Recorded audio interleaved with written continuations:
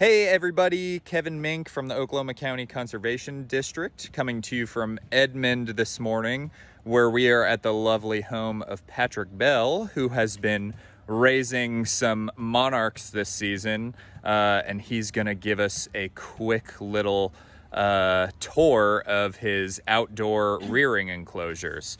So Kevin and I were just talking about it's now early October. The monarch migration is well underway.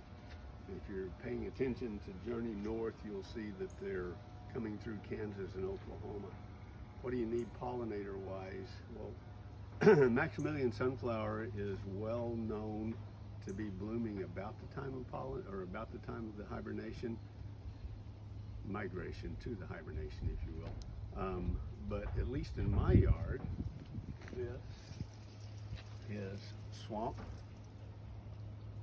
sunflower, and it blooms just about the perfect time for the late migration. So think about some swamp sunflower as well as the Maximilian. When monarchs lay their eggs, the probability of that egg turning into an adult butterfly is only about 5%. There's a 95% mortality. So the eggs are vulnerable to ants and other crawling things that crawl up the plants. And then after the eggs hatch, the small caterpillars and the medium-sized caterpillars are going to be at risk for spiders, and most predominantly, at least in my place, wasp and flying predators. So this is the perfect place to raise a monarch. It's a pot that is sitting on a brick, and under the brick is water to keep the ants from coming in, because ants can't swim. And then there around it is this encasement to keep the flying predators, the wasp, from getting them as well.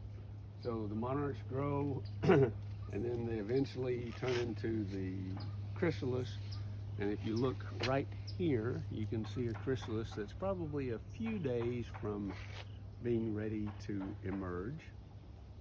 And if you look over here on my wall, I'll use this tropical milkweed that's been cut. That is a black chrysalis that is ready to emerge, and it'll probably happen later this afternoon. Hopefully before it flies off, I'll tag it. I'm tagging this year for the first time, and I send that information to Monarch Watch to help the citizen scientists, and as well as the real scientists of monarch ecology understand what's going on. And then hopefully a few of them make it down to Mexico, and perhaps they'll be here next spring, and we'll have a few nectar plants for them to enjoy and some early milkweed.